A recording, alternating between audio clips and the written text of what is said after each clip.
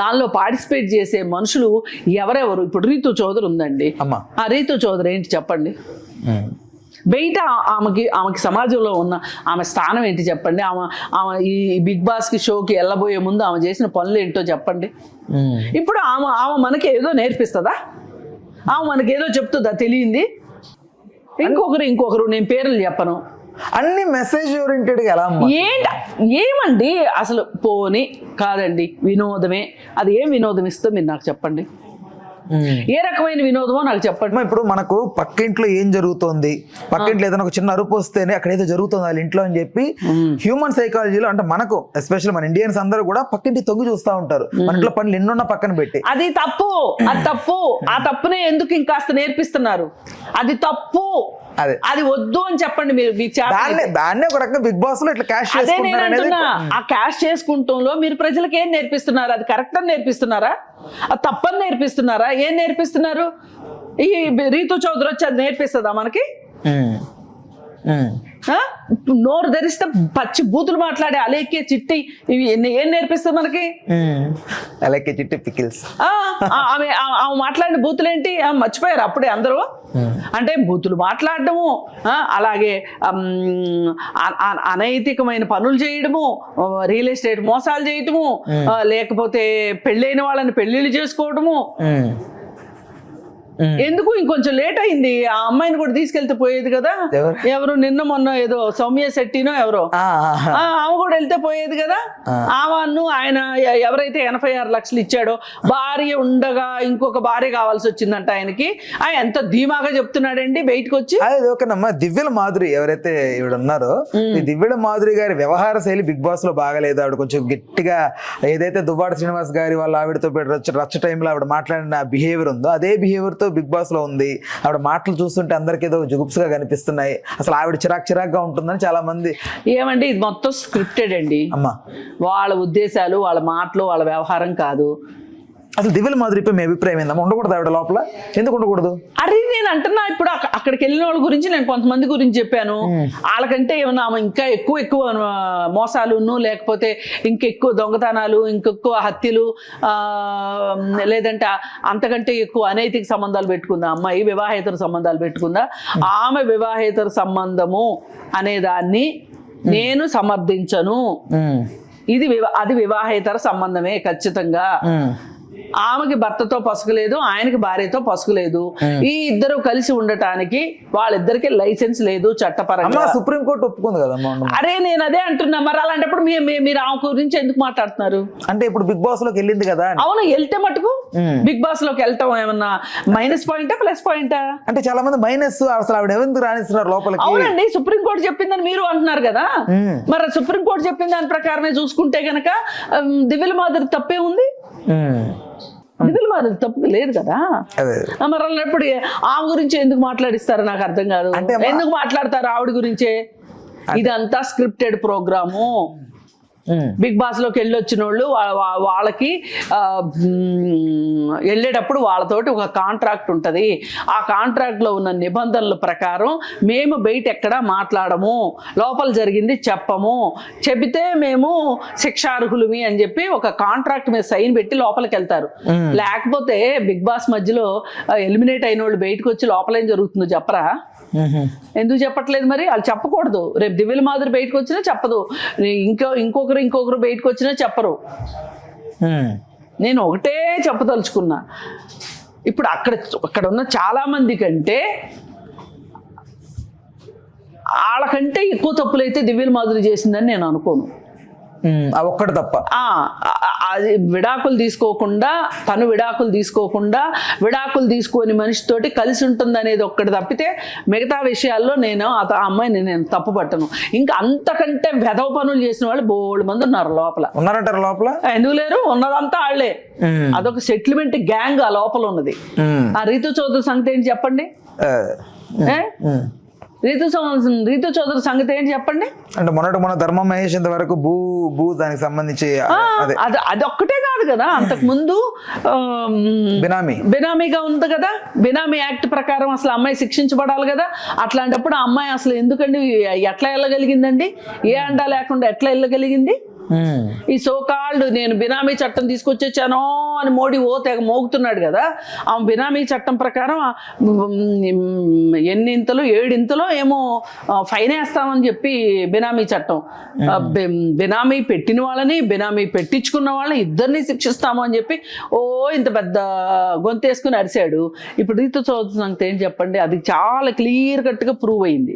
ఆ ఆస్తి నాది కాదు, నాకు సంబంధం లేదు, వాళ్ళు రమ్మంటే వెళ్ళాను, నా పేరు మీద పెట్టారు, మళ్ళీ సంతకం పెట్టేయమంటే పెట్టేశాను అని ఆవిడ చెప్తుంది. అసలు ఆవిడ సేల్ కన్సిడరేషన్ ఇవ్వలేదు, సేల్ కన్సిడరేషన్ తీసుకోలేదు.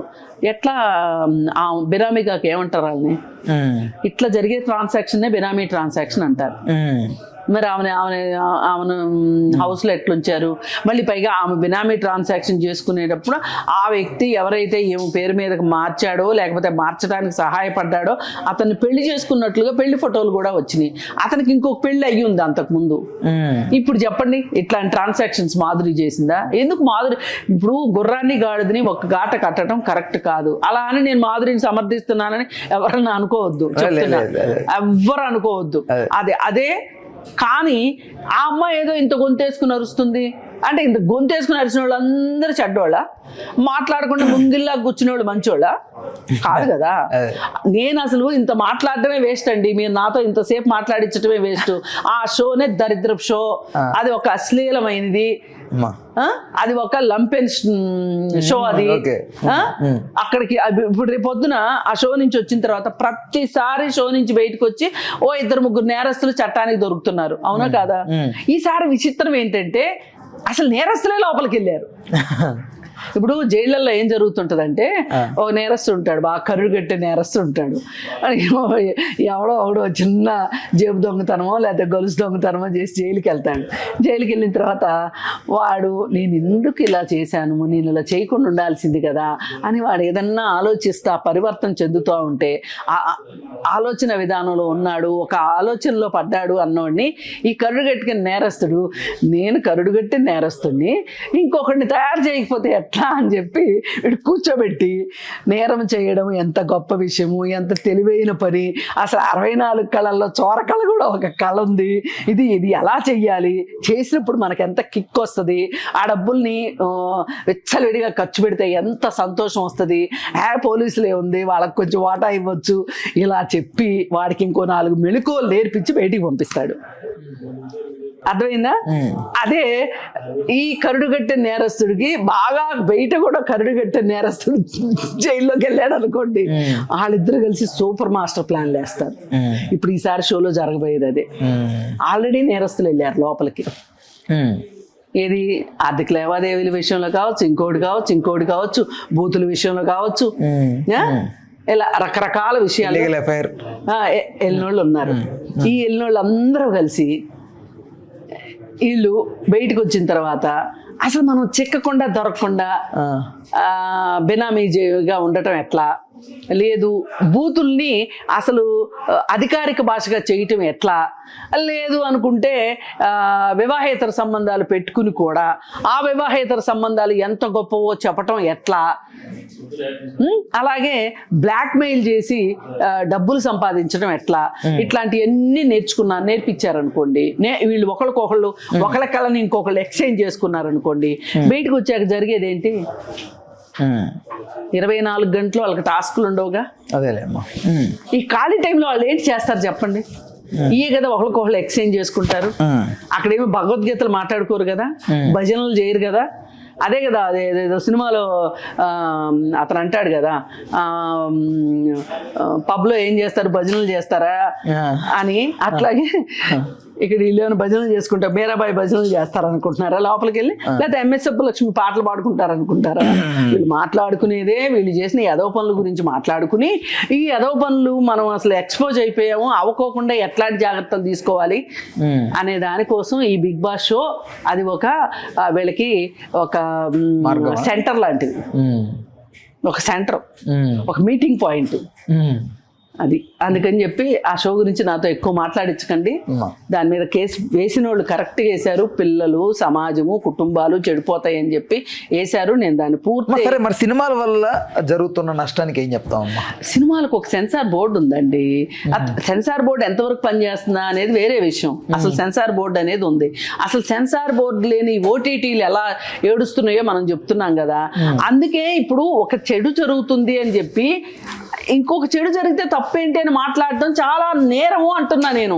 ఒక చెడు జరుగుతుంది అన్నప్పుడు ఈ చెడును ఆపటానికి ఏం ప్రయత్నం చేయాలో ఆలోచించాలి. అంతేగాని ఒకటి చెడు జరుగుతుంది కదా, ఒక నేరం జరుగుతుంది కదా, నేరానికి ఇంకొక నేరం జరిగితే తప్పేంటి అని మాట్లాడడం ఇది నాకు మాటలు రావట్లేదు. నేరం అని చెప్పాను కదా, ఇంకా చాలా అంతటితో ఆపండి. అది అసలు మీరు ఇంకో 10 సంవత్సరాల తర్వాత అడిగినా నేను అదే చెప్తా. ఎందుకమ్మా అది? ఎందుకది అంటే ఈ రియాలిటీ షోస్ పూర్తిగా రియాలిటీ షోస్ పేరుతో అన్రియాలిటీస్ని చూపిస్తున్నారు. సరే, అన్రియాలిటీస్ ఈ డాన్స్లో లేకపోతే చిన్న చిన్న పోటీలో స్టూడియోల్లో జరిగే ఆటలో పాటలో లేకపోతే అక్కడ కూడా అశ్లీలమైన మాటలు నడుస్తున్నాయి. ఇవి ఒక రకం. అయితే ఈ అన్రియాలిటీ షో మన మానవ జీవితంలో ఎక్కడ, మన సభ్య సమాజంలో ఎక్కడ జరగని పద్ధతుల్లో కొంతమంది యువకులు ఒక హౌస్లో బయట ప్రపంచంతో సంబంధం లేకపోకుండా అసలు ఇది తెల్లవారిందా రాత్రి అయిందా అనే తేడా లేకోకుండా కాసినోళ్ళు ఉంటుంది అలాంటి పరిస్థితులు. అట్లా చేయడము, వాళ్ళకి మధ్యలో టాస్కులు పెట్టడము, ఆ టాస్కుల్లో ఓడిపోయిన వాళ్ళని ఎలిమినేట్ చేయటము, ఆ ఎలిమినేషన్ అయినప్పుడు వాళ్ళని బయటికి పంపే కార్యక్రమము, అప్పుడు ఏడుపులు పెడబొబ్బులు. అసలు రాత్రిపూట నిద్రపోవట్లేదు, మేము వెళ్ళి గార్డెన్లో కూర్చోవాల్సి వస్తుంది, కొంతమంది మాట్లాడుకుంటున్నారు, కొంతమందికి డిసిప్లిన్ లేదు, కొంతమంది దొంగతనం చేశారు, కొంతమంది అబద్ధాలు చెప్తున్నారు. అసలు ఎంత అల్లరి చిల్లరగా అసలు ఒక చిచోరి గ్యాంగ్ని తీసుకెళ్ళి లోపల పెట్టినట్టుంది తప్పితే మామూలు సభ్య సమాజంలో మనుషులు, మన పక్కనున్న మనుషులు వెళ్ళి దానిలో ఉన్నారా అంటే ఆశ్చర్యపోయేటట్లు ఉంది తప్పితే, అంటే రియల్గా జరగందే రియాలిటీ షో పేరుతోటి చూపిస్తున్నారు. అమ్మ, ఇప్పుడు ప్రతిదీ బిగ్ బాస్ లో జరిగే గొడవలు అవనివ్వండి, అల్లర్లు అవనివ్వండి, తిట్టుకోవడం, కొట్టుకోవడం, ఇవన్నీ సమాజంలో మన ఇంట్లోనే జరిగే సిచ్యువేషన్సే కదమ్మా. బట్ దాన్ని ఎందుకు అసలు మన ఇంట్లో అట్లా ఎందుకు జరుగుతుందండి? అసలు మన ఇంట్లో అలా ఎందుకు జరుగుతుంది? మన ఇంట్లో అంటే మనకి కొన్ని బంధాలు ఉన్నాయి. తల్లి, తండ్రి, కొడుకు, కూతురు, అమ్మమ్మ, తాతయ్య, లేదు నాయనమ్మ, తాతయ్య, మేనత్త, మేనమామ, ఇట్లా మనకు ఒక ఫ్యామిలీ ట్రీ ఉంటది. ఆ ఫ్యామిలీ ట్రీలో ఉంటారు. వాళ్ళు కొట్టుకోరా అంటే కొట్టుకుంటారు, ఎందుకు కొట్టుకోరు? కానీ ఏ సంబంధం లేని వాళ్ళు వెళ్ళి జనాలను రంజింపజేయటానికో లేకపోతే జనాలు ఈ షోలు చూసినందువల్ల, ఈ షో చూసినందువల్ల అడ్వర్టైజ్మెంట్ కంపెనీలు వచ్చి అడ్వర్టైజ్మెంట్లకు ఇస్తే ఈ బిగ్ బాస్ షో నిర్వాహకులు ఎవరైతే ఉన్నారో వాళ్ళకి కాసుల పంటగా అవుతుంది తప్పితే అసలు సామాన్య ప్రజలకు ఏంటి ఉపయోగం ఈ అన్రియాలిటీ షో వల్ల? అదేనండి నేను అంటుంది. ఇప్పుడు వ్యాపారం చెయ్యండి, వ్యాపారం చెయ్యొద్దని ఎవరు అనట్లేదు. వ్యాపారం అంటే ఈ వ్యాపారం దేని కిందకు వస్తుంది అంటే ఓ ఎంటర్టైన్మెంట్ కిందకు వస్తుంది. ఒక సినిమా, నాటకం, డ్రామా వీటి కిందకు వస్తుంది. అయితే ఇది అశ్లీలతతో కూడుకున్నది అంటే అక్కడ ఆడుతున్న ఆటలు జగుప్సాకరంగా ఉన్నాయి అనేది చాలామంది అభిప్రాయం. అయితే చాలామంది, కొంతమంది చెప్పొచ్చు, కొంతమంది చెప్పలేకపోవచ్చు. సిపిఐ నారాయణ గారు చెప్పిన దానికి నేను 100% నేను ఏకీభవిస్తూ ఒక అన్రియాలిటీ షోని రియాలిటీ షో లాగా చూపిస్తున్నారు, మన నెత్తినేసి రుద్దుతున్నారు. దీనివల్ల వీళ్ళు ఆడే ఆటలు, వీళ్ళు పాడే పాటలు, వీళ్ళు మాట్లాడే మాటలు, వీటన్నిటి వల్ల ఇళ్లలో కుటుంబ సమేతంగా కూర్చుని చూసేలాగా లేవు అవి. ఇప్పుడు జబర్దస్త్ షో లాంటి కొన్ని షోలు అక్కడ స్కిట్లు పరంగా కానివ్వండి, ఇంకాస్త ఎఫెక్టివ్ గా జనాల్లోకి వెళ్ళేలాగా కూడా అక్కడ కొన్ని జరుగుతున్నాయి. అరే అవన్నీ మా పరమశుద్ధంగా ఉన్నాయి, ఇది ఒక్కటే అశ్లీలం అని నేను అనట్లేదు. వాటి మీద కూడా మనము మాట్లాడుతున్నాం, వాటిని కూడా వ్యతిరేకిస్తున్నాం. అలా కాకుండా ఇక్కడ కొంతమంది అమ్మాయిలు, కొంతమంది అబ్బాయిలను తీసుకొని వెళ్ళి ఒక ప్లేస్లో ఉంచేసేసి 24 గంటలు ఇంకా లోపల సమాచారం బయటకన్నా వస్తుంది కానీ అంటే అది పరిమితంగా వస్తుంది. ఇప్పుడు 24 గంటలు షూట్ చేస్తున్నారండి, 24 గంటలు మనకు చూపిస్తున్నారా? అంటే ఒక దాంట్లో లైవ్ స్ట్రీమ్ అవుతుంటది అమ్మా, లైవ్ అవుతూ ఉంటది. అవునండి, మనకు చూపిస్తున్నారా? చూపించట్లేదు కదా. అదే కదా మనుషుల యొక్క ఏం జరుగుతుందా అని ఊహించే ఊహాశక్తే కదా. ఎక్కడో నిద్రాణంగా ఉన్న మన ప్రతి మనిషిలోనూ ఒక లేకి మనస్తత్వం ఉంటుంది, అవునన్నా కాదన్నా. ఒక దొంగ మనస్తత్వం ఉంటుంది, ఒక హింస మనస్తత్వం ఉంటుంది, అన్నీ కలగలిపి ఉంటుందండి. ఇప్పుడు ఇవన్నీ కలగలిసి ఒక మనిషి పుట్టుకతోనే అలా పుడతాడని అనుకోవద్దు మనం. ప్రతి మనిషిలోనూ ఉంటుంది. అయితే మనం మొక్కలకి ఎట్లయితే మంచి నీళ్లు మంచి ఎరువు వేసి మంచిగా పెంచుతామో అట్లాగే మన మెదడుకు కూడా మంచి ఇన్పుట్స్ ఇస్తూ ఉంటే మన మెదడు కూడా మంచిగా ఆలోచిస్తుంది, మంచిగా ప్రవర్తిస్తుంది, మంచిగా స్నేహ సంబంధాలు పెట్టుకుంటుంది. అట్లా కాకుండా ఇలాంటి తిక్క ఇలాంటి అసలు అక్కడ ఆ షోలో ఏం జరుగుతుంది, ఆ హౌస్లో ఏం జరుగుతుంది అనే ఉత్సుకత మనుషుల్ని అది ఎప్పుడేస్తారా అని చూడటము, పైగా చూసిందే పదే చూడటము, ఇవన్నీ మనుషుల్లో తెలియని ఒక ఉత్సుకతని రేకెత్తిచ్చేలాగా ఉంది. దీనివల్ల వనగూరే ప్రయోజనం ఏంటి అంటే, ఏ షో అయినా మీరు చెప్పండి. ఇప్పుడు కౌన్ బనేగా కరోడ్పతి ఉందండి, ఆ షో మొదలైన తర్వాత చాలా మందిలో జనరల్ నాలెడ్జ్ పుస్తకాలు చదవాలి అనేది వచ్చింది. ఇప్పుడు అందరూ షోకి వెళ్తారని కాదు, ఆ షోలో వచ్చే ప్రశ్నలకి నాకు ఎన్ని సమాధానాలు వచ్చు అని ఎవరికి వాళ్ళు సెల్ఫ్ చెక్ చేసుకునే వాళ్ళు చాలా మంది ఉన్నారు. అలా అది మన ఎటు డ్రైవ్ చేస్తుంది, ఒక తెలియని విషయాన్ని తెలుసుకునే వైపు డ్రైవ్ చేస్తుంది.